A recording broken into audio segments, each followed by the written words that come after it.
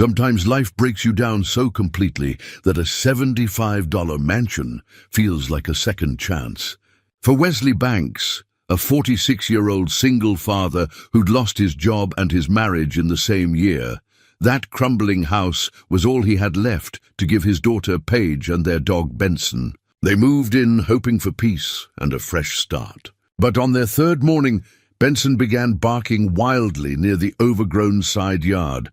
Wesley followed the dog to a sunroom window and looked inside. Standing there in the daylight was a woman, silent and still, staring back at him. Her name was Delane, and she'd been living secretly in the mansion's forgotten rooms. Why would someone hide in a house that no one wanted?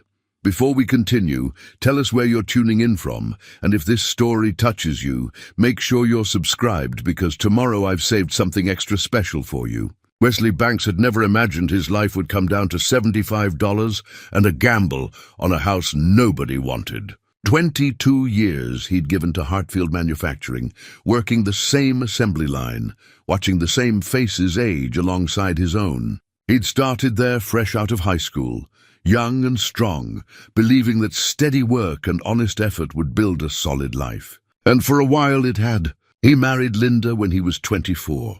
They bought a small house on Maple Street with a backyard just big enough for their daughter Paige to run around in. Life wasn't perfect, but it was theirs. Then the layoffs came last October.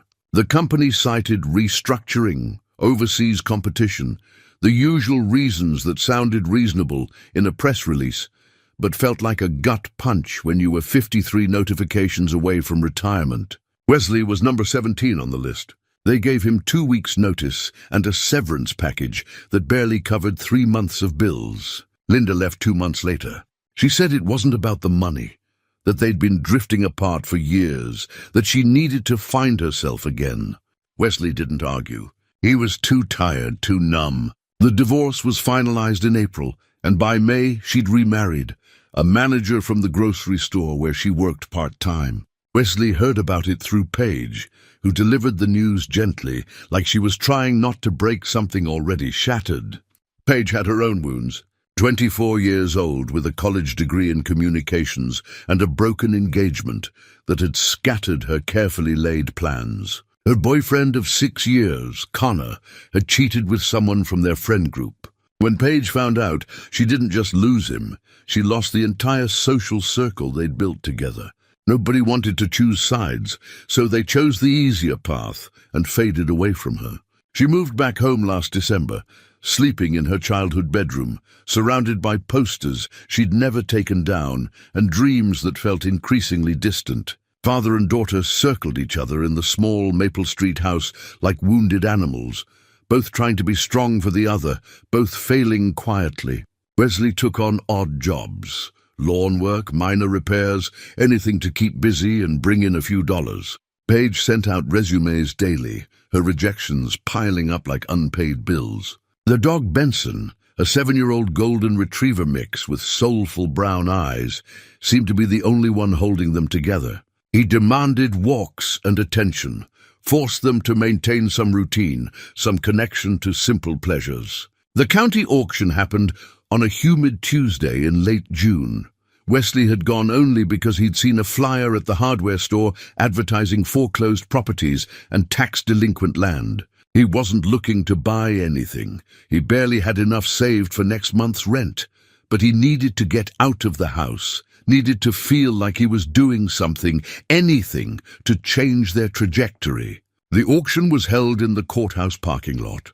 A bored auctioneer working through a list of properties nobody wanted. Vacant lots with drainage problems, a burned-out gas station on the edge of town, a mobile home missing its wheels. Wesley stood at the back of the small crowd, hands in his pockets, watching people bid without enthusiasm. Then they got to Lot 47, the Pemberton mansion on Old Mill Road. Wesley knew the place by reputation. Everyone in Hartfield did. The massive Victorian sat on 3 acres at the edge of town, hidden behind overgrown trees and a rusted iron fence. It had been abandoned since the 70s, maybe longer. Kids told stories about it being haunted. Adults called it an eyesore. The county had seized it for back taxes years ago and had been trying to unload it ever since. 14 rooms, original 1889 construction, 3 acres of land, the auctioneer droned. Property sold as is, buyer responsible for all repairs and code violations. Do I hear an opening bid of $500? Silence. The crowd shuffled uncomfortably. $500 for a mansion sounded like a bargain until you considered what it would cost to make it livable. $250? The auctioneer tried, sounding tired. More silence. Someone in the front laughed. $100, folks. Surely someone wants this property. Wesley felt something shift inside him. Maybe it was desperation. Maybe it was the kind of reckless impulse that comes when you've already lost everything that mattered. He raised his hand. 75, he called out. The auctioneer looked at him like he was insane. Sir, the opening bid is... I know, Wesley said. But that's what I've got. $75. The crowd turned to stare. Wesley felt his face flush, but kept his hand up. The auctioneer looked around, waiting for someone else to bid, to save this man from his own foolishness. Nobody did. Sold, the auctioneer said finally, shaking his head. Lot 47 to the gentleman in the back for $75. Wesley paid in cash, 3 20s, a 10 and a 5, and walked away with a deed to a property he'd never even been inside. When he got home and told Paige what he'd done, she stared at him for a long moment before bursting into laughter. Not mocking laughter, but the kind that comes from shock and absurdity and maybe a tiny seed of hope. Dad, she said when she could breathe again, did you actually just buy a haunted mansion for the price of a decent dinner? I bought us a home, Wesley said, though he wasn't sure he believed it himself. They drove out to see it the next morning, Benson panting happily in the back seat. Old Mill Road was barely paved, more potholes than asphalt, lined with pine trees that blocked out most of the sunlight. The mansion appeared suddenly, like something emerging from a dream or a nightmare, depending on your perspective. It was enormous, 3 stories of weathered clapboard and peeling paint, with a wraparound porch that sagged in places and a tower room on the western corner that listed slightly to one side. The windows were intact, but so dirty they looked opaque. The yard was a jungle of waist-high grass and wild rose bushes that had long since escaped any notion of cultivation. "Oh, my God," Paige whispered. Wesley's heart sank. In the harsh light of day, his impulsive purchase looked less like opportunity and more like the final mistake of a man who'd lost his ability to think clearly. But then Benson leaped out of the car and went bounding through the grass, tail wagging furiously, and something about the dog's pure joy made Wesley square his shoulders. Let's see what we've got," he said. The front door was unlocked. There was nothing left inside worth stealing. They stepped into a grand foyer with a curved staircase and dirty parquet floors that might have been beautiful once. Dust hung in the air like fog. The rooms sprawled in all directions, more space than Wesley had ever lived in, more space than seemed possible from the outside. Paige walked through slowly, her footsteps echoing. "It's like a time capsule," she said softly. "Look at this woodwork. And the stained glass." She pointed to a window on the landing where afternoon light filtered through panels of colored glass, throwing patches of amber and blue across the wall. Despite the decay, despite the years of neglect, there was beauty here, potential. They spent the afternoon exploring, discovering room after room. A library with built-in shelves and a fireplace. A dining room with a chandelier still hanging. A kitchen that would need complete gutting. Bedrooms on the second floor with views of the overgrown gardens. The tower room, which swayed slightly when you walked across it, but offered a vista of the entire property. "We could actually do this," Paige said as the sun began to set. She was standing in what might have been a music room, running her hand along a window frame. "It would take work, but we could make this livable." Wesley nodded, feeling that dangerous spark of hope again. Maybe he hadn't made a mistake. Maybe this was exactly what they needed. A project big enough to demand all their attention, to give them purpose beyond their individual griefs. They decided to move in immediately. There was no point paying rent on the Maple Street house when they owned this place, however improbable that ownership seemed. They packed their modest belongings, hired a truck for $50, and made the transition over one long weekend. Paige claimed a bedroom on the second floor that overlooked the garden. Wesley took a smaller room down the hall. They set up a camping stove in the kitchen and ran extension cords from the few outlets that still worked. It was rough, uncomfortable, and completely unsustainable long-term, but it was theirs. The first 2 days in the mansion passed in a blur of cleaning and discovery. Wesley and Paige worked with a focused intensity that felt almost therapeutic, scrubbing decades of grime from windows, sweeping out rooms that hadn't been touched in generations. Benson followed them everywhere, his nails clicking on the hardwood floors, occasionally stopping to sniff at corners or bark at shadows that might have been mice or might have been nothing at all. Wesley found himself waking early each morning with a sense of purpose he hadn't felt in months. There was always something to do, always another room to explore, another repair to assess. The mansion was overwhelming in its needs, but that was oddly comforting. He could lose himself in the work, in the simple logic of fixing what was broken. On the third morning, Wesley woke to birdsong filtering through his window. The sun was just cresting the trees, painting the overgrown yard in shades of gold and green. He lay in his sleeping bag for a moment, listening to the old house settle and creak around him, and felt something close to peace. Downstairs, he let Benson out the back door into what had once been a formal garden. The dog bounded into the tall grass with his usual enthusiasm, disappearing and reappearing as he traced invisible paths only he could understand. Wesley stood on the sagging porch, coffee mug in hand, watching the morning light change the character of the landscape. That's when Benson's behavior shifted. The dog had been running in wide, happy circles, but suddenly he stopped near the eastern edge of the property. His whole body went rigid, ears perked forward, tail straight out. Then he started barking, not the playful yips he made when chasing squirrels, but deep, urgent barks that carried a note of alarm. "Benson!" Wesley called. "What have you got, boy?" The dog didn't come. He stayed fixed in place, barking at something Wesley couldn't see, occasionally jumping up and pawing at the air. Wesley set down his coffee and made his way across the overgrown lawn, dew soaking through his sneakers. As he got closer, he realized Benson was focused on a structure he hadn't noticed during their initial explorations, a sunroom addition on the eastern side of the house, almost completely hidden by overgrown lilac bushes and climbing vines. The glass panels were so covered in grime and leaves that he'd mistaken it for just another section of wall. "Benson, quiet," Wesley said, reaching for the dog's collar. But Benson pulled away, circling around to press his nose against one of the lower windows, whining now instead of barking. Wesley approached the window, intending to pull the dog back toward the house. He cupped his hands against the glass to peer inside, expecting to see nothing but an empty, abandoned room. Instead, he saw a woman. She was standing about 10 feet back from the window, perfectly still, her dark hair pulled into a loose braid over one shoulder. She wore simple clothes, jeans and a faded grey sweater despite the summer heat. Her face was pale, angular, with dark circles under her eyes that spoke of exhaustion or illness or both.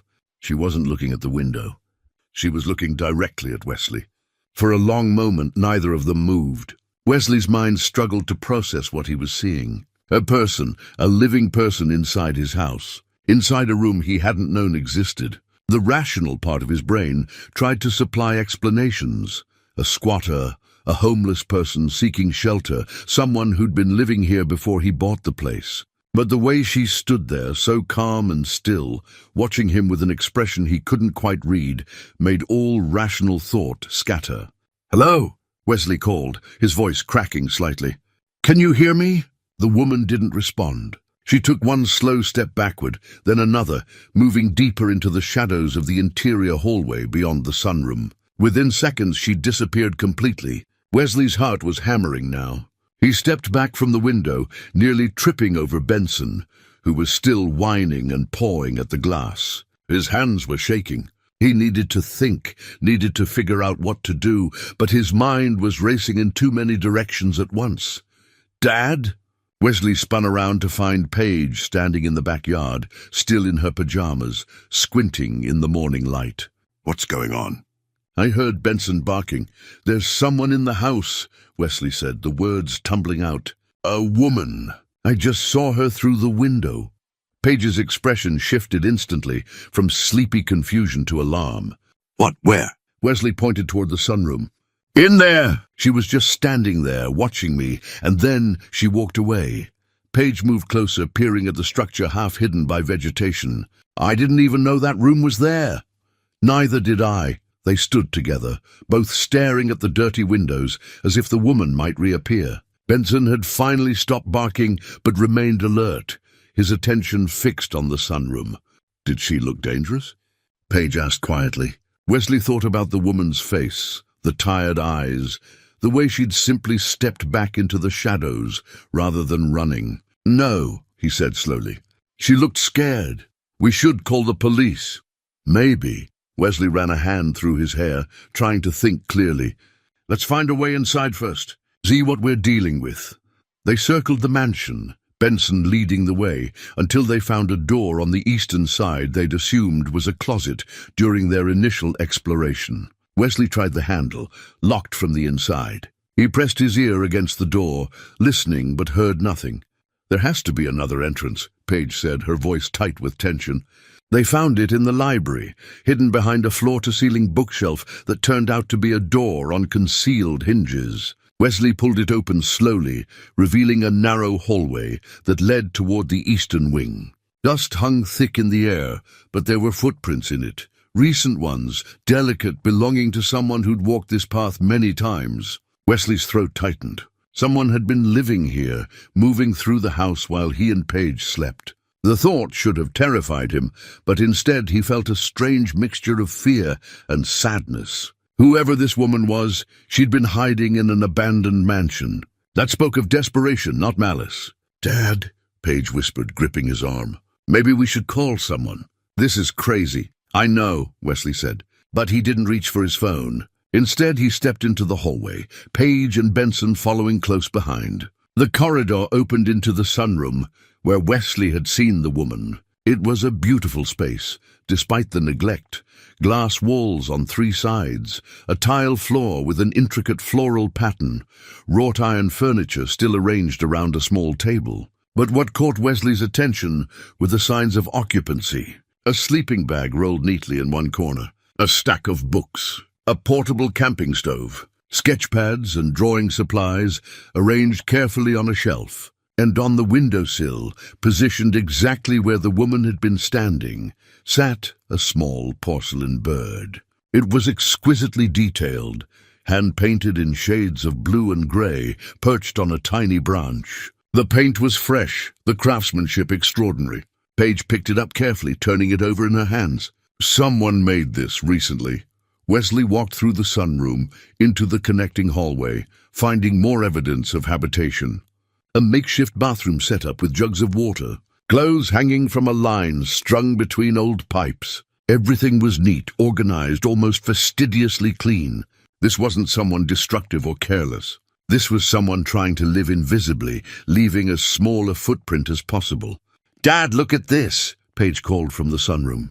She was holding one of the sketch pads. Wesley came back and looked over her shoulder at drawings of remarkable skill.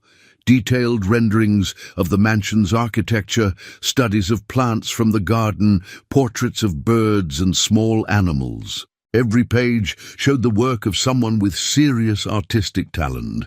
"Whoever she is," Paige said softly, "she's been here a while. Months, maybe." Wesley nodded, staring at the empty hallway where the woman had disappeared. "And we just invaded her home." They stood in silence, the weight of that realization settling over them. The mansion wasn't just theirs. Someone else had been living here, had made this place her refuge, and now they had to decide what to do about it.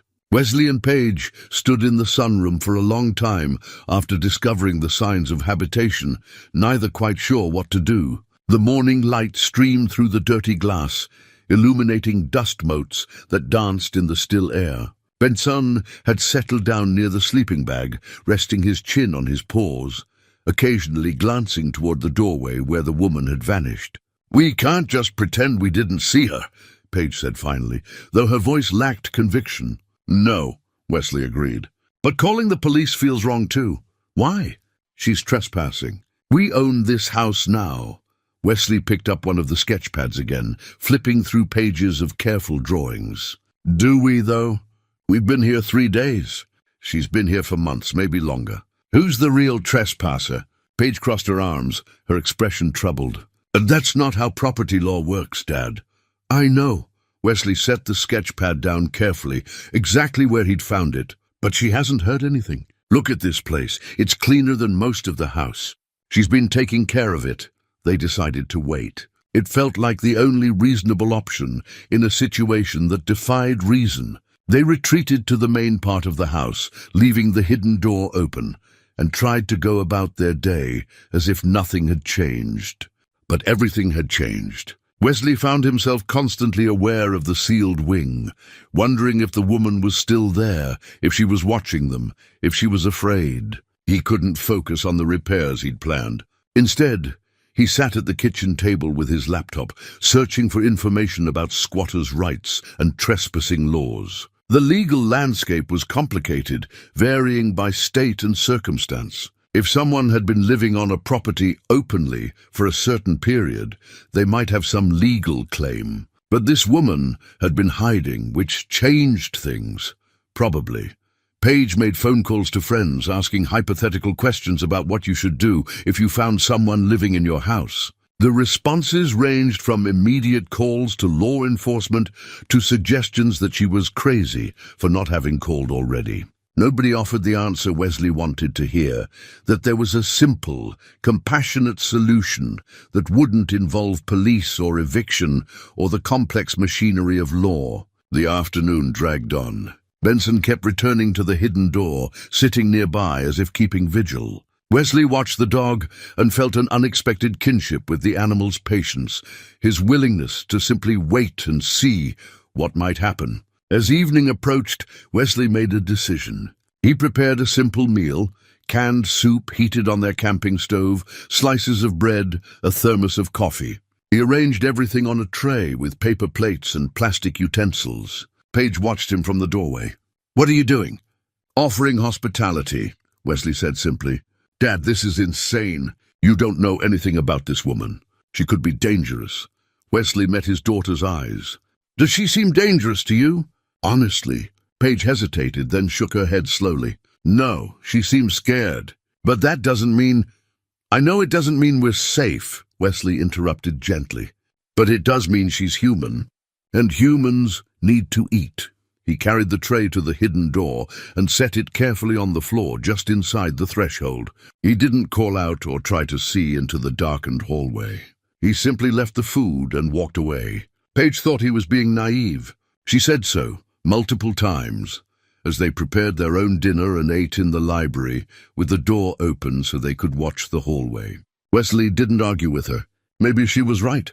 Maybe he was projecting his own desperation onto a stranger, seeing in her isolation something that mirrored his own sense of being lost and unwanted. But he couldn't shake the image of her face in the window, the stillness, the exhaustion, the absence of aggression or threat. She'd been standing there like someone who'd run out of places to run. They stayed up later than usual that night, both too wired to sleep. Paige scrolled through her phone. Wesley pretended to read a book he'd found in the library. Round midnight, Benson got up from his spot by the fireplace and trotted toward the hidden door. Wesley's heart quickened, but he forced himself to remain still, to let whatever was going to happen simply happen. 5 minutes passed. Then Benson returned, tail wagging slightly, and settled back into his spot. Wesley waited another few minutes, then got up as casually as he could manage and walked to the hallway. The tray was gone. In its place sat the empty bowl and plate carefully stacked, with the thermos and cup arranged neatly beside them. And tucked under the edge of the plate was a small piece of paper, torn from one of the sketch pads. Wesley picked it up. The handwriting was careful, elegant. "Thank you." He showed it to Paige. She stared at the note for a long moment, her expression softening despite her obvious desire to remain skeptical. Okay, she said quietly. So she has manners. That's something. They slept fitfully that night, or at least Wesley did. He kept waking at small sounds, wondering if the woman was moving through the house, if she felt trapped now that they knew she was there, if she was planning to leave entirely. Each time he woke, he considered getting up, trying to talk to her, but he stopped himself. Patience, he thought. Give her time. The next morning, Wesley left another tray of food. Breakfast this time, with a thermos of hot tea and a banana. He also left a note of his own, written on the back of an old receipt. We're not going to call the police. Take your time. The tray was retrieved within an hour. No note in return, but Wesley took its absence as acceptance of the truce he was offering. This became their routine over the next several days. Wesley left food twice a day. The dishes were always returned clean.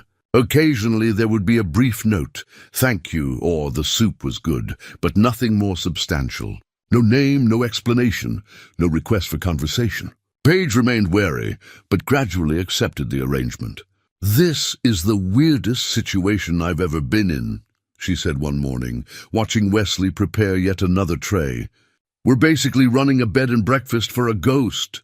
She's not a ghost, Wesley said. She's just scared. Of what? I don't know. But I remember what it feels like to want to hide from the world. To feel like there's no place for you anymore. Paige was quiet for a moment, then put her hand on his shoulder. You know we can't do this forever, right? Eventually, we'll have to actually talk to her. Find out who she is and what she wants. I know, Wesley said. But not yet. Let her come to us when she's ready. On the 5th morning, Wesley woke to find a piece of paper slipped under his bedroom door. For a moment he just stared at it, his heart racing. Then he picked it up, hands trembling slightly. The handwriting was the same careful script. My name is Delane. Thank you for the soup. Thank you for your kindness. I'm sorry for intruding in your home. Wesley sat on the edge of his bed, reading the note 3 times. A name, she'd given him her name. It felt like a gift, like the beginning of something that might eventually become understanding. He showed the note to Paige over breakfast. She read it silently, then looked up at her father. Delane, she said softly, testing the name. At least now she's not just the woman in the house. That afternoon, Paige surprised Wesley by leaving her own note with the lunch tray. Hi, Delane. I'm Paige. Do you need anything? We have extra blankets if you're cold. The response came that evening. I'm okay. But thank you, Paige. Your kindness means more than you know. The note exchange continued for another week, each message slightly longer than the last, each one revealing small pieces of information. Delane had been living in the sealed wing since March. She was careful not to use much electricity or water. She'd been surviving on very little, supplementing what she had with occasional trips to town when she knew the house was empty. She apologized repeatedly for the intrusion, for the disruption, for existing in their space. Wesley found himself thinking about her constantly. Who was this woman who lived like a ghost in the walls of his house? What had driven her to seek shelter in an abandoned mansion? The questions multiplied, but he resisted the urge to demand answers. She would tell them when she was ready, or she wouldn't. Either way, he felt an unexpected sense of responsibility for her well-being. Paige had softened considerably over the days. She started leaving little extras with the food trays, a chocolate bar, a paperback mystery novel, a small bottle of nice shampoo she'd bought in town. Each gift was acknowledged with grateful notes that grew increasingly personal. Delane mentioned loving mysteries, thanked them for thinking of her comfort, asked how their repairs were going. It felt almost normal, this strange arrangement. Wesley and Paige worked on the house during the day, fixing broken shutters, patching holes in the plaster, clearing years of debris from the gutters. They could hear occasional sounds from the sealed wing, footsteps or the creak of furniture being moved, and they'd grown accustomed to the knowledge that they weren't alone. Benson had taken to sitting near the hidden door for hours at a time, his tail thumping gently whenever he heard movement from the other side. On the 10th day, Paige left a note asking if Delane would be willing to meet face-to-face. We'd like to know you're okay, she wrote. No pressure, but we're here if you want to talk. The response came quickly. Soon, I promise. I'm just not ready yet. Wesley respected that, even as his curiosity grew sharper. He found himself leaving increasingly personal notes, sharing small details about his own life. He mentioned the divorce, the job loss, the feeling of starting over at an age when he'd expected to have things figured out. He wasn't sure why he was confessing these things to a stranger he'd never properly met, but somehow the distance made it easier. Delane was real but abstract, present but unseen, like writing in a diary that occasionally wrote back. Her responses were equally personal. She mentioned having been a teacher once. She'd loved her work, but lost it under circumstances she didn't elaborate on. She talked about feeling like she'd disappointed everyone who'd ever believed in her, about the weight of shame and the desire to simply disappear. Wesley read her words and felt a painful recognition. They were both people who'd fallen through the cracks of their own lives. The breakthrough came on a Wednesday afternoon. Wesley was working in the library, organizing books and trying to assess the damage to the built-in shelves. Paige had gone into town to apply for jobs, and the house was quiet except for the usual settling sounds. Benson had been lying by the fireplace, but suddenly got up, ears perked, and trotted toward the hidden door. Wesley set down the book he was holding and watched. The dog disappeared into the hallway, and Wesley heard a sound he'd never heard before from that direction. Benson's happy whine, the one he made when greeting someone he knew and trusted. Wesley stood slowly, his heart hammering. He walked to the doorway but didn't enter the hallway. Instead, he waited, giving whoever was on the other side the choice of whether to proceed. A minute passed, then another. Then Benson emerged from the shadows, tail wagging, and behind him came Delane. She moved slowly, hesitantly, like someone approaching a wild animal they didn't want to startle. In the better light of the library, Wesley could see her more clearly than through the sunroom window. She was probably in her early 40s, with dark hair streaked with grey that she'd pulled back in a simple ponytail. Her face was thin, making her cheekbones prominent, and her clothes hung loose on a frame that suggested she'd lost weight recently. But her eyes were what caught him, deep brown, intelligent, carrying a wariness that seemed bone deep. She stopped about 10 feet from where Wesley stood, her hand resting on Benson's head as if the dog were an anchor keeping her steady. "Hello?" she said quietly. Her voice was softer than he'd expected, slightly hoarse from disuse. "Hello, Delane," Wesley replied, keeping his own voice gentle. "I'm Wesley." She nodded, glancing around the library as if seeing it for the first time, though Wesley suspected she'd explored every inch of this house long before he arrived. "I didn't mean to intrude on your home," she said, the same words she'd written in her notes, but somehow more weighted when spoken aloud. "To be fair," Wesley said, echoing the phrase he'd thought many times, "you were here first." A flicker of something crossed her face, surprise, maybe, or relief. "The county auction," she said. "I saw the notice. I was going to leave before anyone moved in, but then," she paused, struggling with the words. "Something about you seemed kind. The way you talked to your daughter, the way you looked at the house, not like it was an investment or a project, but like it might be a home. And I thought maybe, just maybe, I could stay invisible a little longer." Wesley's chest tightened. "Why did you need to stay invisible?" Delane was quiet for a long moment, her fingers moving through Benson's fur. "Because visible means vulnerable," she said finally. "And I'd been hurt enough." Before Wesley could respond, they heard the front door open. Paige's voice called out, "Dad, I'm back." Delane tensed immediately, taking a half-step backward toward the hidden hallway. Wesley held up a hand in a calming gesture. "It's just Paige," he said. "She knows about you. She's the one who's been leaving you the chocolate and the books." Delane's expression shifted slightly, softening. "She's kind too," she said. "Like her father." Paige appeared in the library doorway, her arms full of grocery bags. She froze when she saw Delane, her eyes widening. For a moment nobody moved. Then Paige carefully set the bags down and took a cautious step forward. "Hi," she said. "I'm Paige." "Delane," the other woman replied. The three of them stood in awkward tableau, none quite sure how to proceed.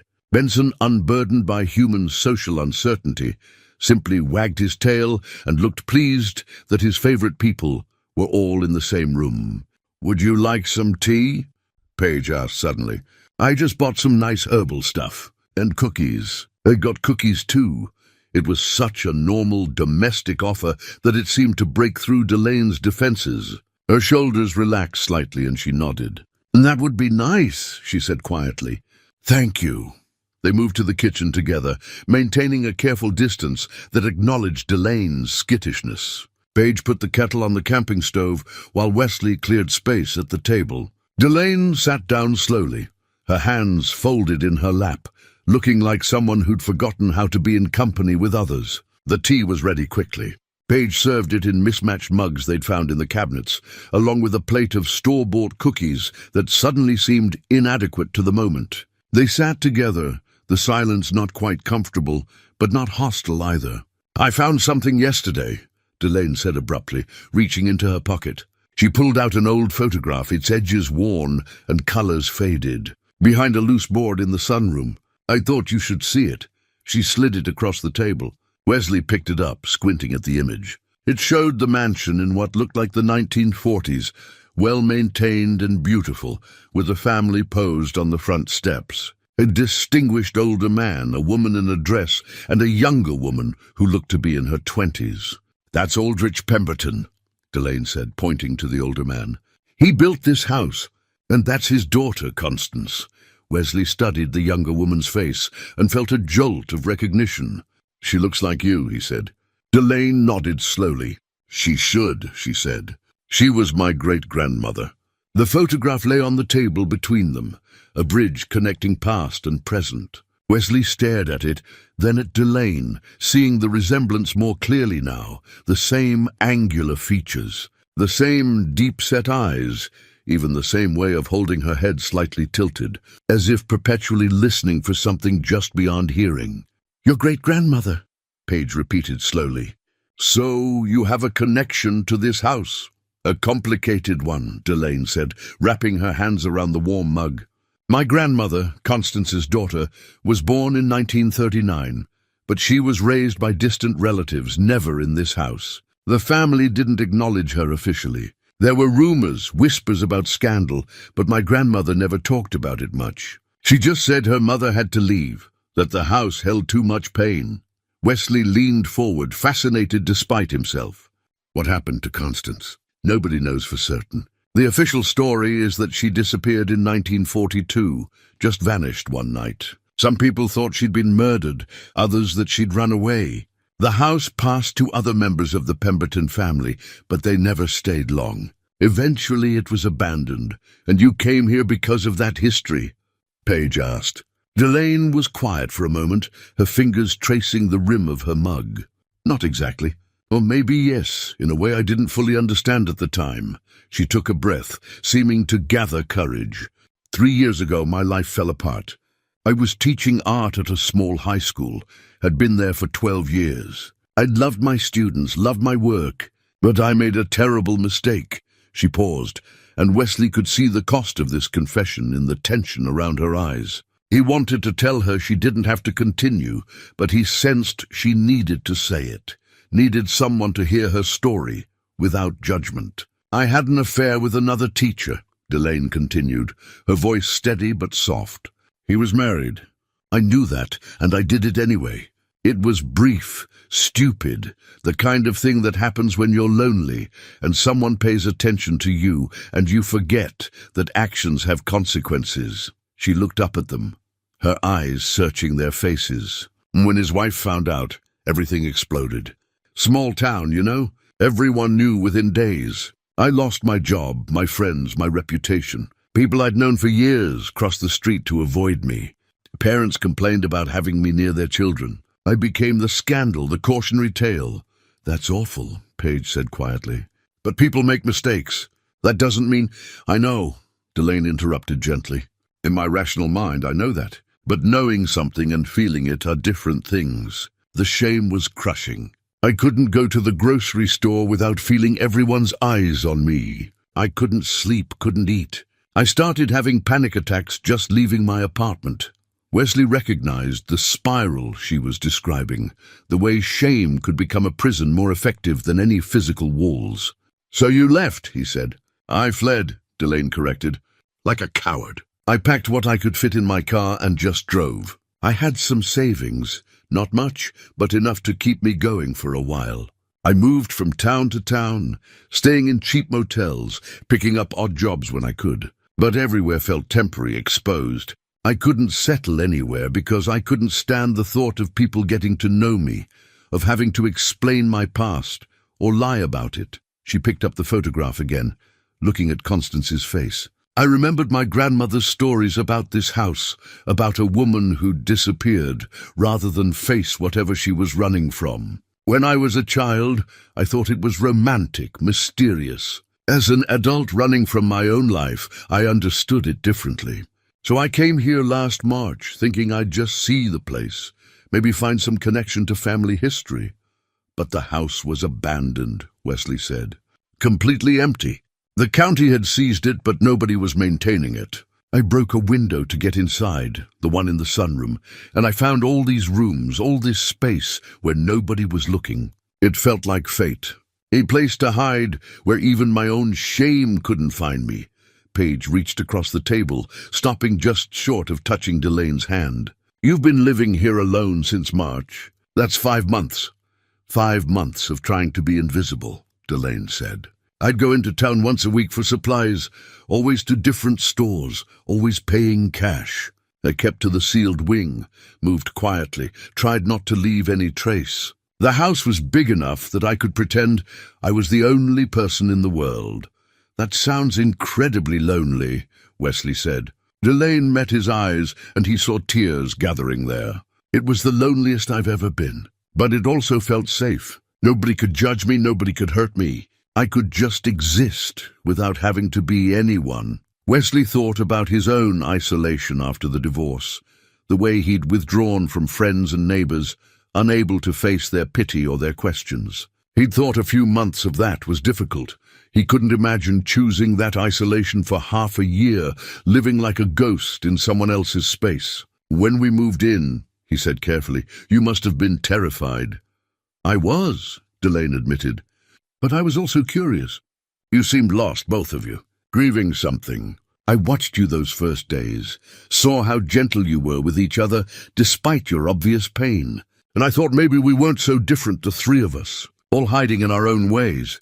The kettle whistled on the camping stove. Paige got up to refill their mugs, and the small domestic action seemed to ease some of the tension in the room. When she sat back down, she looked at Delane with a directness that reminded Wesley of his ex-wife at her most perceptive. "Why did you stay after we moved in?" Paige asked.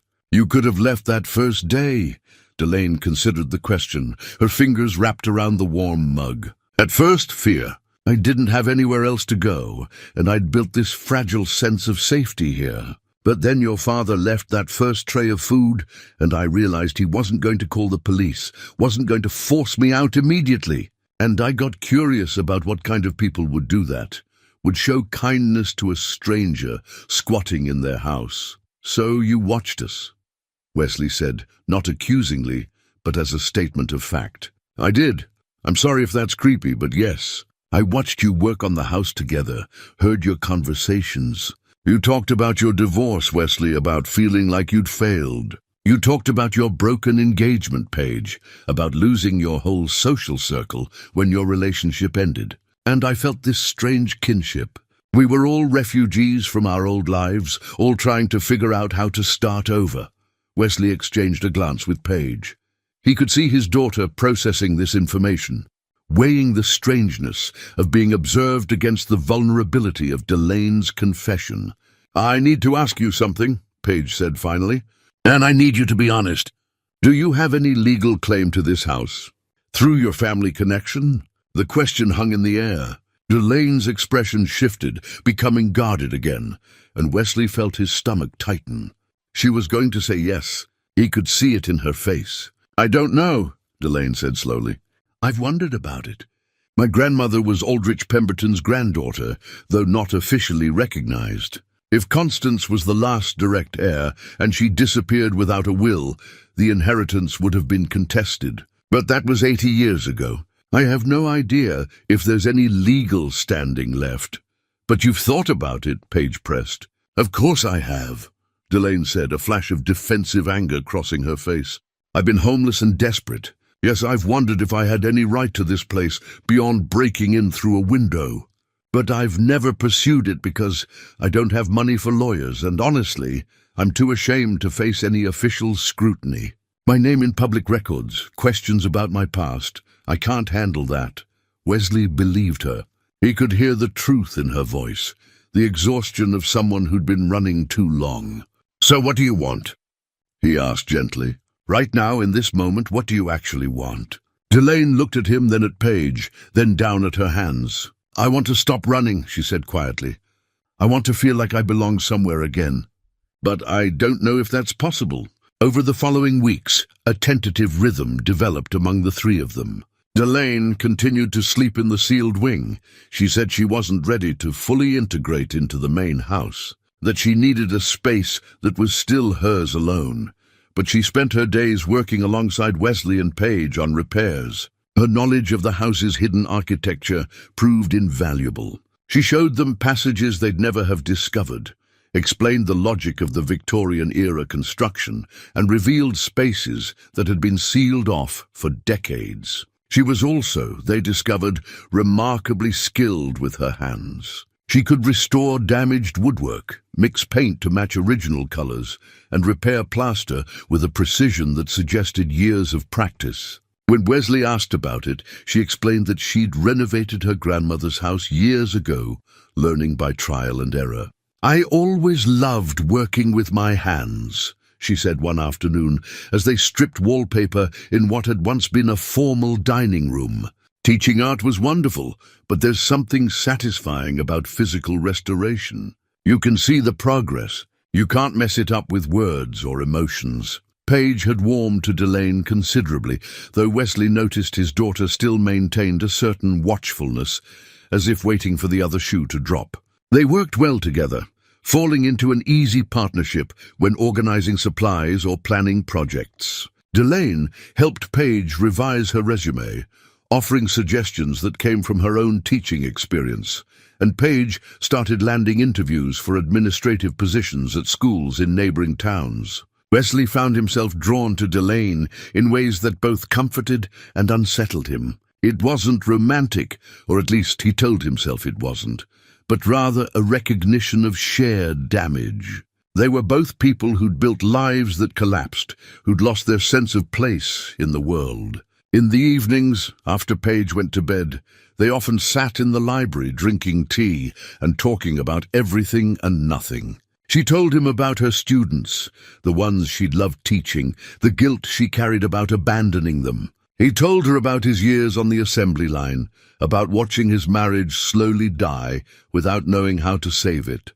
One night, about 3 weeks after their first real conversation, Delane mentioned something that shifted Wesley's understanding of everything. I need to show you something, she said, setting down her tea. I should have shown you weeks ago, but I was afraid.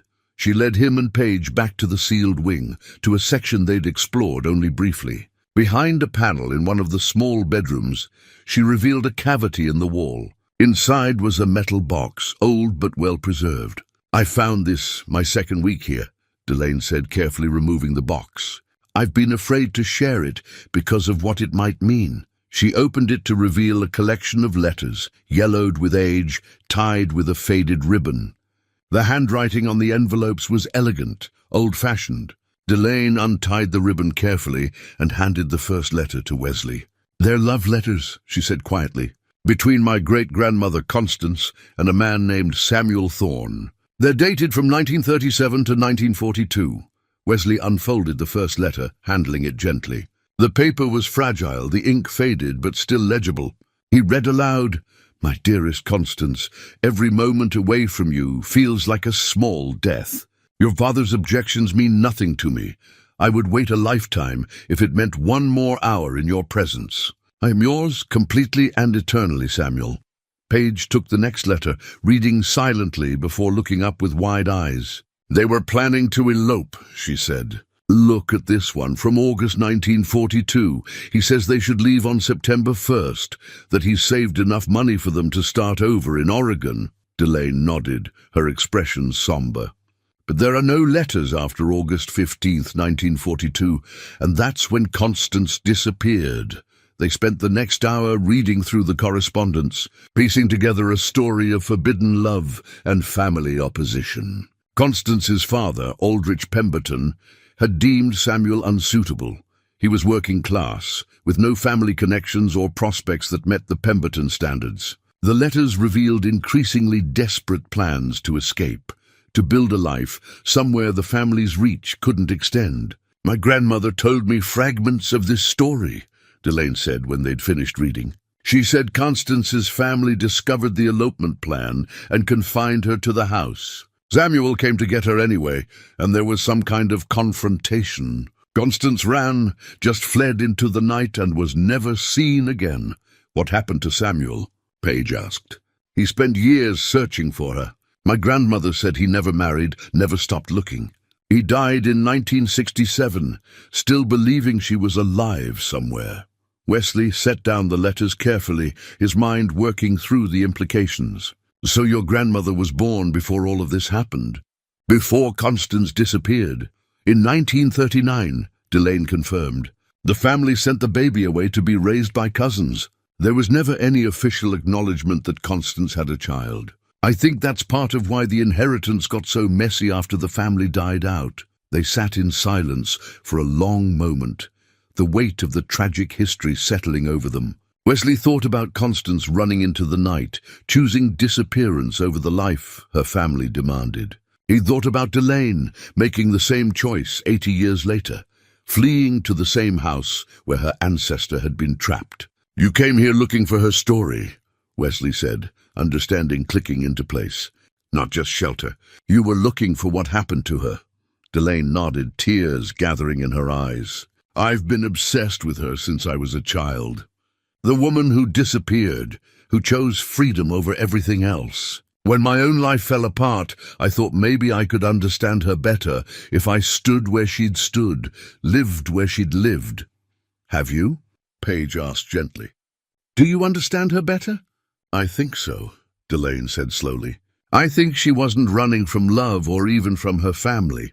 She was running from shame, from the judgment that came with defying expectations, and I think she probably spent the rest of her life hiding, just like I have." "Just like I am." Wesley felt his chest tighten with recognition.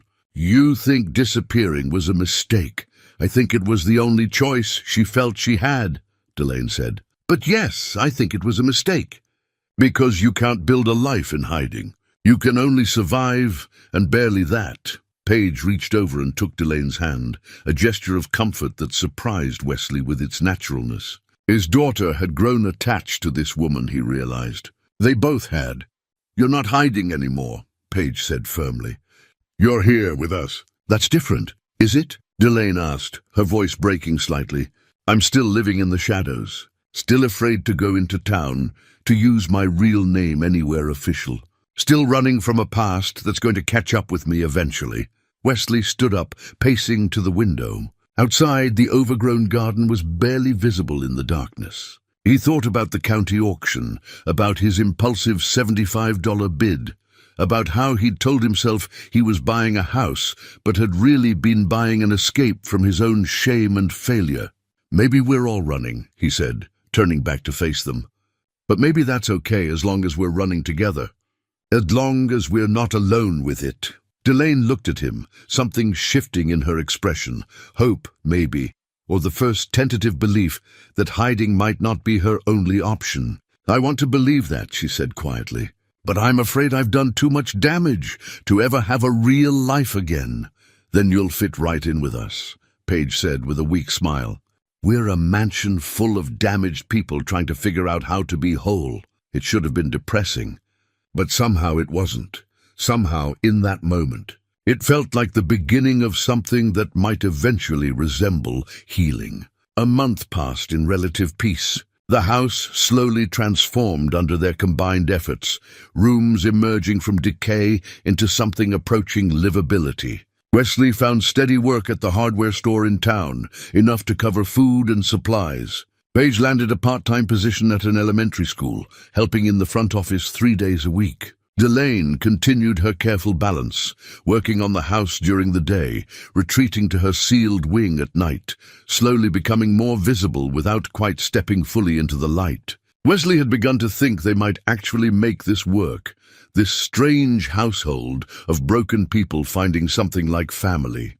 Then the lawyer arrived. It was a Tuesday afternoon, unseasonably warm for late September. Wesley was replacing rotted boards on the front porch when a silver sedan pulled up the long driveway. A man in his 50s emerged, carrying a leather briefcase, his suit slightly rumpled from the drive. "Wesley Banks?" he called out. Wesley set down his hammer, wiping sawdust from his hands. "That's me." The man approached, extending a business card. "Marcus Sutherland, property law attorney. I need to speak with you about this house." Wesley's stomach dropped. He took the card, reading it without really seeing the words. "What about it? May we speak inside?" They moved to the library, where Sutherland settled into one of the chairs they'd salvaged and cleaned. Wesley sat across from him, his mind racing through possibilities, none of them good. "Mr. Banks, I represent a client who has filed a legal challenge to the county auction sale of this property. They claim rightful inheritance through family lineage that was never properly resolved. I'm here to inform you that the sale may be invalidated pending a court hearing." Wesley felt the room tilt slightly. "What does that mean?" "It means you may lose ownership of this property. If my client's claim is validated, the county auction will be deemed improper and you'll be refunded your purchase price. But you'll need to vacate the premises." "Who's your client?" Sutherland's expression remained professionally neutral. "I'm not at liberty to disclose that information at this time. The hearing is scheduled for 6 weeks from today. You'll receive official notification by mail within a few days. I'm here as a courtesy to give you advance warning." After Sutherland left, Wesley sat in the library for a long time, the business card still in his hand. All of this, the work, the hope, the fragile sense of purpose he'd begun to rebuild, was about to be taken away. He should have known better. He should have known that $75 was too good to be true, that there were no real second chances, only temporary reprieves from inevitable failure. Paige came home an hour later and found him still sitting there. He told her about Sutherland's visit, watching her face cycle through disbelief, anger, and despair. "We can fight this," she said, though her voice lacked conviction. "We can hire a lawyer, contest the claim." "With what money?" Wesley asked quietly. "We're barely keeping ourselves fed. There are free legal services. We can research property law ourselves. We can—" She stopped, seeming to run out of options. "We can't just give up." "I'm not giving up," Wesley said, though he wasn't sure he believed it. "I just need to understand what we're dealing with first." He went looking for Delane, needing to tell her they might all be homeless soon, needing her calm presence to anchor him. He found the sealed wing empty. Her belongings were still there, but she wasn't. He checked the other rooms, calling her name, growing increasingly anxious. He found her in the sunroom, sitting on the floor with her back against the wall, her knees drawn up to her chest. She was crying. Not the gentle tears he'd seen when she talked about her past, but harsh, broken sobs that shook her whole body. "Delane!" Wesley knelt beside her, alarmed. "What's wrong?" She couldn't speak at first, just shook her head and pressed her palms against her eyes. Wesley waited, his hand hovering near her shoulder but not quite touching, giving her space to compose herself. Finally, she lowered her hands and looked at him, her face blotchy and wet with tears. "I'm so sorry," she whispered. "I'm so sorry. For what? What happened?" "The lawyer," she said, her voice breaking. "Sutherland. He's my lawyer. I'm the one filing the claim." Wesley felt like he'd been punched in the chest. He sat back on his heels, staring at her, trying to process what she'd just said. "You're claiming the house? I filed the claim in June before you bought it. Before I even knew you existed." The words tumbled out desperately. "I'd been living here for months, and I started researching the property history, the family connection. I found evidence that the inheritance was never properly settled, that as Constance's descendant, I might have a legal claim. I was homeless and desperate, and I thought maybe I had some right to this place. So you hired a lawyer, a friend of a friend who does some pro bono work. He said the case had merit, started the paperwork. By the time you bought the house at auction, the legal process was already moving forward. I didn't know how to stop it, didn't know if I should. Wesley stood up abruptly, needing distance. You've known this whole time. Every conversation, every meal we shared, every time you helped us work on this house, you knew you were trying to take it from us. No! Delane scrambled to her feet, reaching toward him. At first, yes. At first, it was just about the house, about having somewhere that was mine. But then I met you, both of you, and everything changed. I stopped caring about ownership. I just wanted, her voice broke again, I just wanted to belong somewhere, with people who didn't know my past, who saw me as a person instead of a scandal. But you didn't tell us. Wesley's voice was harder than he'd intended. You let us work on this house, let us believe we had a future here, and you never said anything. I was afraid, Delane cried. Every day I wanted to tell you, and every day I was terrified you'd hate me, that you'd throw me out, that I'd lose the only good thing in my life. I kept telling myself I'd withdraw the claim, but I was scared that without it, I'd have no legal right to be here at all. I was paralyzed by fear and shame, and she stopped, wiping her eyes roughly. And cowardice. I was a coward. Paige appeared in the doorway, having heard the raised voices. She looked at Delane, then at Wesley, reading the situation immediately. What's going on? Wesley couldn't speak. He just shook his head and walked past his daughter, needing air, needing space to think. Behind him, he heard Delane trying to explain, heard Paige's shocked response escalating into anger. He went outside, walking until he reached the edge of the property, where the overgrown grass met the tree line. Benson had followed him and sat nearby, patient and loyal, in the way only dogs could be. Wesley tried to organize his thoughts, but they kept fragmenting. Betrayal, understanding, anger, empathy. Delane had lied by omission, had let them invest in a future she knew might not exist. But she'd also been desperate, alone, making survival decisions from a place of fear. He thought about the letters from Constance and Samuel, about people trapped by circumstances and making choices that seemed reasonable in the moment, but led to tragedy. He thought about his own desperation at the county auction, bidding on a house with money he couldn't afford to lose because he needed something, anything, to feel like a lifeline. When he returned to the house an hour later, he found Paige and Delane in the kitchen. Paige was furious, pacing and gesturing, her voice sharp with betrayal. Delane sat at the table, her face in her hands, not defending herself. She used us, Paige said when she saw Wesley. She manipulated us into caring about her while she was stealing our home. I'm withdrawing the claim, Delane said quietly, not looking up. I called Sutherland before you came back. I'm dropping it completely. The house is yours. That's not the point, Paige snapped. The point is you lied. For weeks you pretended to be our friend while hiding this. Wesley watched them both, feeling older than his 46 years. Delane, he said finally, look at me. She raised her head slowly, her eyes red and swollen. Did you mean it? He asked. When you said you stopped caring about the house? Yes, she whispered. I stopped caring about owning it the moment I realized I might lose you both. But I didn't know how to tell you without destroying everything. So you chose to say nothing. I chose wrong, Delane said. I always choose wrong. I'm sorry. I'll pack my things and leave tonight. I'll make sure Sutherland files the withdrawal immediately. You won't have to see me again. She stood and walked toward the sealed wing. Wesley watched her go, feeling something tear inside his chest, anger and grief tangled together so tightly he couldn't separate them. Paige turned to him, tears streaming down her face. How could she do this to us? After everything? Wesley didn't have an answer.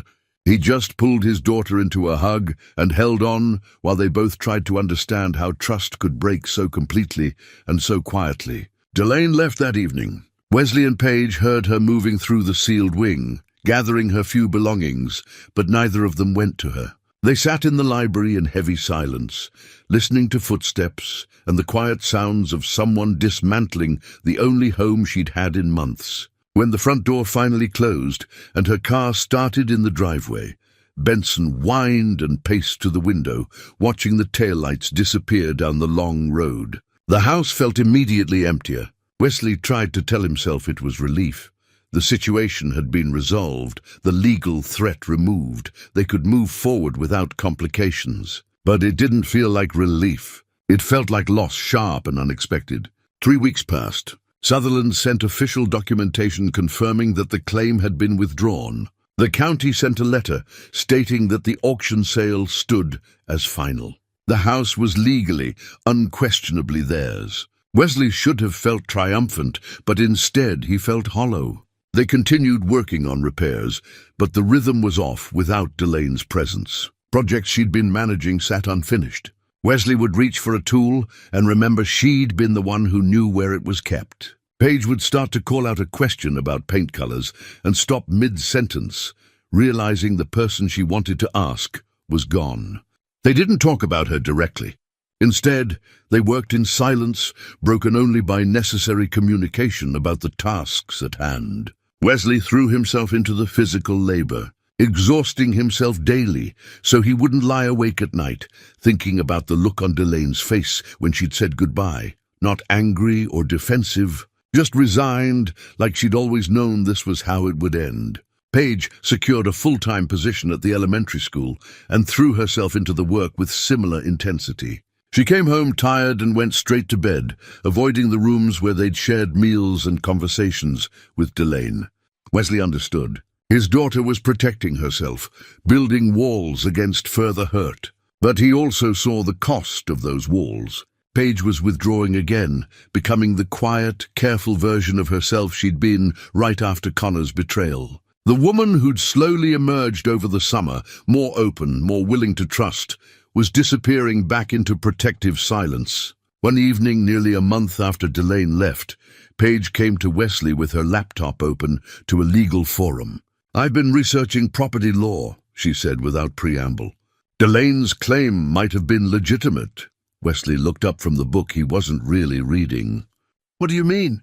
"If she could prove direct lineage from Constance Pemberton, and if Constance was the rightful heir who disappeared before the property could be properly transferred, then Delane might actually have inherited claim. The auction might have been improper. Sutherland already withdrew the case, I know. But what if she gave up something she actually had a right to? What if we let her walk away from her own inheritance?" Wesley set down his book. "Why does it matter now?" Paige was quiet for a moment, staring at the screen. "Because I've been angry for 3 weeks and I'm tired of it. Because every time I walk past the sunroom, I remember her sitting there painting, and I miss her. Because maybe she made a mistake, but so have we. So have I." Wesley felt something loosen in his chest, a knot he hadn't realized had been tightening. "You want to find her?" "I want to know she's okay," Paige said. "And I want to know the truth about the inheritance. If she had a legitimate claim and gave it up for us, that changes things. Doesn't it?" It did. Wesley had been trying not to think about it. But if Delane had sacrificed a legal right to the property because she valued their relationship more than ownership, that reframed everything. It wasn't manipulation, it was the opposite. It was choosing people over security, connection over survival. "I don't know how to find her," Wesley said. "She never told us where she was from originally. She mentioned a small town 3 hours north once, remember? When she was talking about the scandal that made her leave. And in those letters, Samuel's last name was Thorne. I searched for that name in northern towns and found a Samuel Thorne, who lived in Millfield until 1967. Wesley felt his pulse quicken. "That's a long shot. It's the only shot we have." They decided to go the next day, a Saturday when neither of them had work obligations. Wesley barely slept that night, rehearsing what he might say, trying to prepare for the possibility that Delane wouldn't want to see them, or worse, that they wouldn't find her at all. Before they left, Wesley found himself drawn to the sealed wing. He hadn't entered it since Delane left, but now he pushed open the hidden door and walked through the rooms she'd occupied. Most of her belongings were gone, but small traces remained. A sketch pad forgotten on a shelf, a chipped mug she'd used for tea, a blanket folded neatly in the corner. In the sunroom, propped against the wall, was a canvas he hadn't seen before. It was a painting of the mansion's garden, but not as it currently existed, as it could be. The overgrown wilderness had been transformed into organized beauty, with paths and flower beds and places to sit. And in the painting, 3 figures stood together among the flowers, their faces turned toward each other, their postures suggesting conversation and ease. Wesley stared at the painting for a long time, understanding what Delane had been imagining, not just a restored house, but a restored life, a place where people belonged together. He carried the canvas downstairs and showed it to Paige. She touched it gently, her eyes filling with tears. She was painting what she wanted, she said quietly. A home. With us. They left an hour later, Benson in the back seat, the painting carefully wrapped and placed in the trunk. The drive north took them through changing landscape, towns growing smaller and more worn as they left the city's orbit. Millfield appeared exactly as Delane had suggested, a place visibly struggling, its main street showing more closed businesses than open ones. They stopped at a diner that looked like it had been serving the same menu since 1970. The waitress, a woman in her 60s, with kind eyes and tired feet, recognized Paige's description of Delane immediately. "Oh, you mean Dell," she said. "Quiet lady, keeps to herself. Lives in the old Thorn cottage out on Pinewood Road. Poor thing, looks like she hasn't had a good meal in months. Always orders the cheapest thing on the menu." She gave them directions, and they drove slowly through neighborhoods that had seen better decades. The Thorn cottage sat at the end of a rutted dirt road, a small structure that might have been charming once, but now sagged with neglect. Paint peeled from the siding, and the yard was nothing but dirt and weeds. Wesley's heart sank. This was where Delane had come, after leaving the mansion, from one form of hiding to another, but this one looked far more desolate. They sat in the car for 10 minutes, neither quite ready to knock on the door. What if she didn't want to see them? What if their presence only reminded her of another failure, another loss? "We came all this way," Paige said finally. "We have to at least try." Wesley nodded and got out of the car. As he approached the cottage, the front door opened. Delane stood in the doorway, and for a moment they just stared at each other across the overgrown yard. She looked thinner than when she'd left, if that was possible. Her hair hung loose and uncombed, and she wore clothes that seemed too large. But it was her expression that broke Wesley's heart, a mixture of hope and fear so profound it was almost painful to witness. "Oh, Wesley," she said quietly. "Paige, what are you doing here?" "We came to talk," Wesley said, finding his voice. "If you're willing to listen." Delane nodded slowly, stepping back to let them inside. The cottage was sparse and cold, with minimal furniture and no personal touches. It felt temporary, like a place where someone was waiting rather than living. They sat together in the small front room, the silence stretching uncomfortably. Finally, Paige spoke. "We found Constance's diary," she said, "hidden in a passage you'd shown us. We didn't discover it until after you left." Delane's eyes widened. "Her diary? I searched for months and never found it. It was behind a loose panel in a stairwell," Wesley said. "The final entries are from 1942, right before she disappeared." "What did they say?" Delane's voice was barely a whisper. Paige pulled out photocopies they'd made. Wesley had insisted on leaving the original safely at the mansion. She wrote about her family discovering the elopement plan, about them locking her in the house. But the last entry is different. "It's not about being trapped. It's about choosing to leave," she read aloud. "Tonight I become no one. Tonight I am free.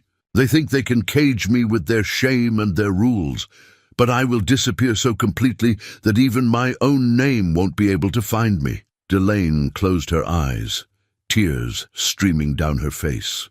"She chose it. She chose to vanish, and we think she survived," Wesley added gently. "We found a newspaper article from 1945 about a woman matching her description, running a boarding house for women in Oregon. It might not be her, but it could be," Delane finished. "She could have built a new life." The 3 of them sat in the dim cottage, the weight of Constance's story settling around them. Delane held the photocopied diary pages with trembling hands, reading and rereading the final entry as if trying to absorb its meaning through her skin. She didn't just run from shame, Delane said slowly. She ran toward something, toward the possibility of building a life on her own terms. That's what we think, Paige said, and we think maybe you did the same thing in a way. You came to the mansion looking for her story, but you were also looking for permission to disappear. Delane looked up, her eyes questioning. Permission to let go of who you were supposed to be, Wesley said carefully. To stop carrying the weight of other people's judgment. Constance gave you a template for that. She disappeared and apparently survived, maybe even thrived. But I haven't thrived, Delane said, her voice breaking. I've been hiding in abandoned houses and cheap cottages, barely surviving. That's not freedom. That's just slow disappearing. Wesley leaned forward, his elbows on his knees. Delane, I need to ask you something, and I need you to be completely honest. Did you have a legitimate legal claim to the mansion? She was quiet for a long moment, then nodded slowly. Sutherland thought so. He said if we could prove the lineage and show that the inheritance was never properly settled, I'd have a strong case. The county auction might have been premature, so you gave up something that was rightfully yours, Paige said. It wasn't mine, Delane protested. Not really. Yes, technically, through blood and law, maybe I had some claim. But Wesley bought it fairly at a legal auction. He gave you both a home. I couldn't take that away, not after I'd watched what it meant to you. But what does it mean to you? Wesley pressed. That house, your great-grandmother lived there, was trapped there, ran from there. You've been connected to it your whole life through family stories. Don't you want to know what it could be if it was actually yours? If you didn't have to hide in the sealed wing, but could live in it fully? Delane's face crumpled.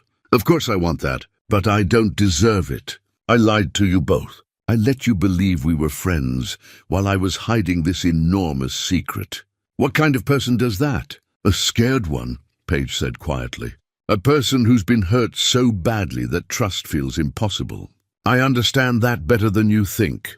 Wesley watched his daughter reach across the space between them and take Delane's hand. It was a simple gesture, but it felt monumental.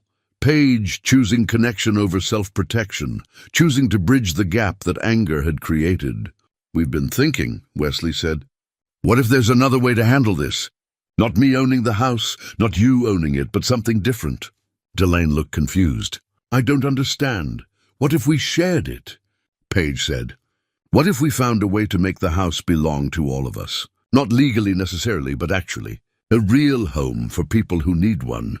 I can't ask you to do that, Delane said, shaking her head. You paid for it. You've worked on it. It's yours. I paid $75, Wesley said with a slight smile. And without you, we'd never have known about half the hidden spaces, never have restored half of what we've managed. You've put as much into that house as we have. But the betrayal was real, Paige interrupted. And it hurt. But you know what hurt more? Watching you drive away. Missing your presence in the house, realizing that somewhere along the way you became family and we let you go without fighting for you. Delane stared at them both, disbelief and hope warring in her expression. You came all this way to tell me this? We came to bring you home, Wesley said simply. If you want to come, if you're willing to stop hiding and try actually living again. I don't know if I can, Delane whispered. I don't know if I remember how to do that. Neither do we, Paige admitted. We're all figuring it out as we go. But maybe that's the point. Maybe home isn't something you inherit or buy. Maybe it's something you build together with people who understand being broken. Wesley stood up, moving to the window where he could see their car parked in the weedy yard. Benson's face was pressed against the glass, watching the cottage with patient devotion. I've been thinking about something you said once, Wesley said, not turning around. About how the house remembered how to hold life. I didn't understand it then, but I think I do now. That house has been waiting for people who need it, who can give it purpose beyond just existing. Constance needed to leave it, but maybe you were meant to return to it, to finish what she started. He turned back to face Delane. Come home with us, not to hide, not to disappear, but to build something. I don't know exactly what yet, but something that matters. Something that transforms all this pain into purpose. Delane looked between them, tears streaming freely now. You really mean this? After everything? After everything, Paige confirmed. We want you to come home. The word hung in the air. Home. Not a house, not a property, not a place to hide, but home. A place of belonging, of acceptance, of second chances. Delane took a shuddering breath. I need to tell you something first. Something I haven't told anyone. She reached for a box on the nearby shelf, pulling out papers. These are documents my grandmother left me. I've been too afraid to look at them closely, but if we're going to do this, if we're really going to try to build something together, you need to see them. She spread the papers on the small table. Wesley and Paige leaned in to look. It's the Pemberton family Bible, Delane said, her voice shaking.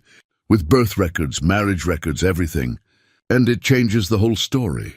Wesley stared at the family Bible, its leather cover worn smooth by generations of handling.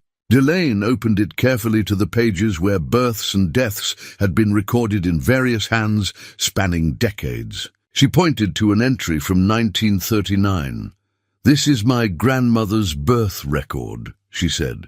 Constance Marie Pemberton gave birth to a daughter, Catherine Ann, on March 15, 1939. 3 years before Constance disappeared, Paige said, leaning closer.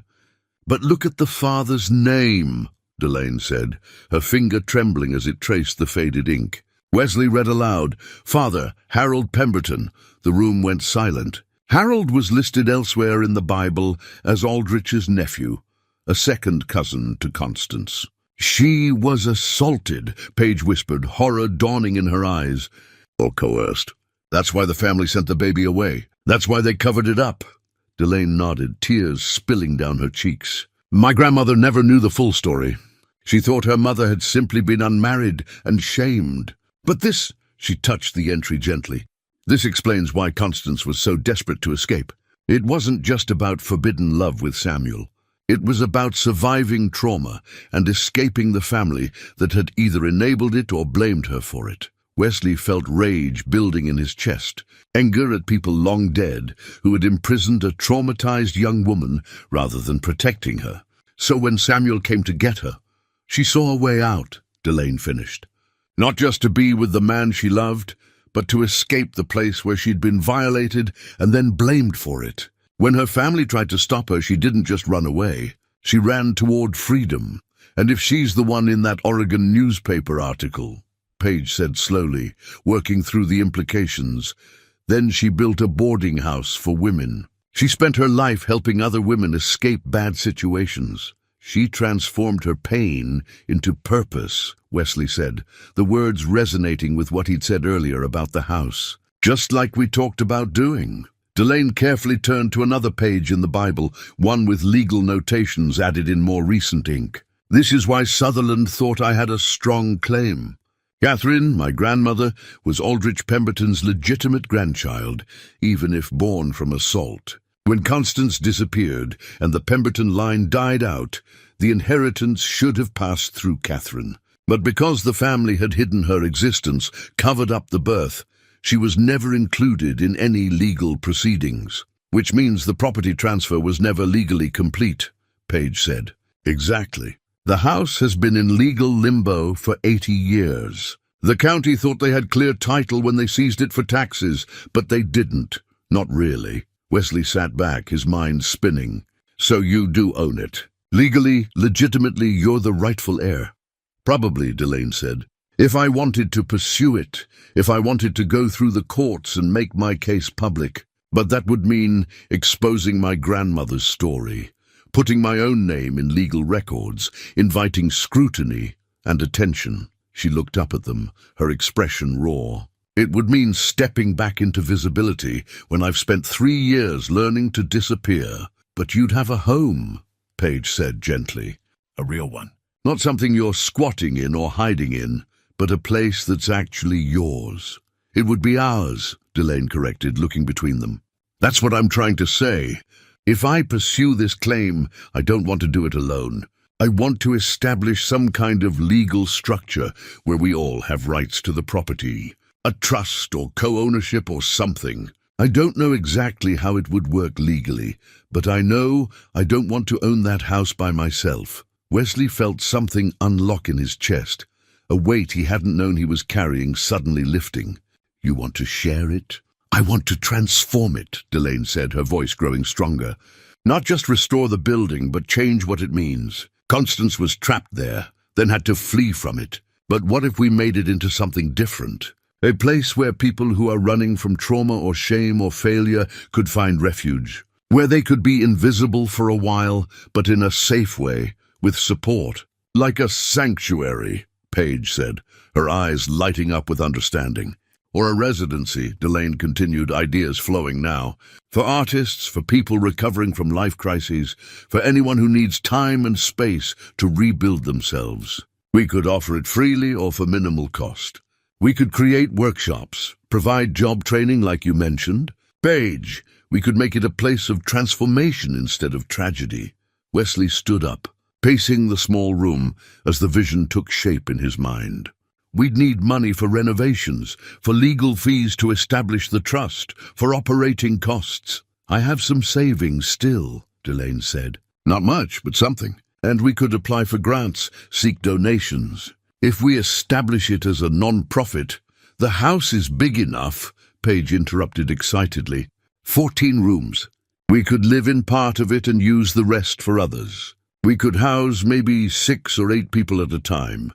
Give them 3 to 6 months to figure things out. We'd all need to work, Wesley said practically, to support ourselves and contribute to expenses. I can go back to teaching, Delane said, then paused, fear crossing her face. Or maybe not. Maybe I'm still too scared for that. Then you teach there, Paige said firmly. Art classes for the residents. Share your skills. You don't have to go back to your old life to use what you learned from it. Wesley looked at both women, seeing hope and purpose dawning in their faces, and felt it mirroring in his own chest. So, we're really doing this? We're really doing this, Delane confirmed. If you'll have me, if you can forgive me for not being honest from the start. Paige stood and pulled Delane into a hug, surprising all 3 of them. There's nothing to forgive, she said. We all hid in our own ways. The difference is we're choosing to stop hiding now. Wesley joined the embrace, the 3 of them holding onto each other in the cold cottage that Delane would never have to return to. Outside, Benson barked once, as if giving his approval to whatever decision they'd reached. We should go home, Wesley said finally. We have a lot of work to do. Delane pulled back, wiping her eyes. Give me 10 minutes to pack. Pack everything, Paige said. You're not coming back here. 6 months later, in the soft light of early spring, Wesley stood on the front porch of what they now called Constance House and watched the first residents arrive. The legal process had been complex, but ultimately successful. Delane's claim had been validated through the family Bible and supporting documentation. Rather than taking sole ownership, she'd worked with a lawyer to establish a charitable trust, with herself, Wesley, and Paige as co-trustees. The house belonged to all of them now, and more importantly, it belonged to its purpose. The winter had been consumed by work, both physical and bureaucratic. They'd completed essential repairs, brought the house up to code, and established Constance House as a non-profit organization. Wesley had taken on more hours at the hardware store, Paige continued at the elementary school, and Delane had begun teaching art classes at the community center 2 towns over. Small steps back into visibility, each one a little less frightening than the last. They'd received a modest grant from a regional foundation focused on housing initiatives, enough to cover 6 months of operating expenses. Word had spread through social service networks, and applications had come in, more than they could accommodate, each one representing a person seeking refuge from circumstances that had become unbearable. They'd selected 5 residents for the first session, a woman in her 60s leaving an abusive marriage after 40 years, a young veteran struggling with PTSD and homelessness, a former teacher like Delane who'd lost everything to addiction and was 18 months into recovery, a divorced father trying to rebuild after bankruptcy, and a recent college graduate whose anxiety had made traditional life paths impossible. Wesley greeted each arrival personally, Benson wagging beside him, remembering his own first glimpse of this house when it had seemed like both salvation and surrender. He saw that same mixture of hope and desperation in each face as they carried their belongings up the front steps. "Welcome to Constance House," he said to each one. "You're home now, for as long as you need."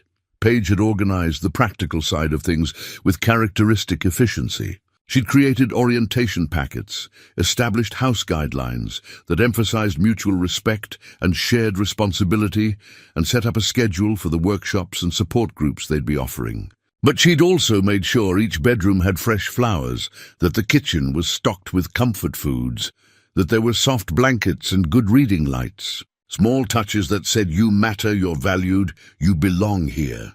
Delane had prepared the art studio in what had once been the sealed wing, where she'd hidden for so many months. The space was filled with natural light now, the windows cleaned until they sparkled, easels and supplies arranged invitingly. She'd hung some of her own paintings on the walls, including the one of the three of them in the garden, which had become a kind of mission statement for what they were building. That evening, they gathered everyone in the main parlor for an informal welcome dinner.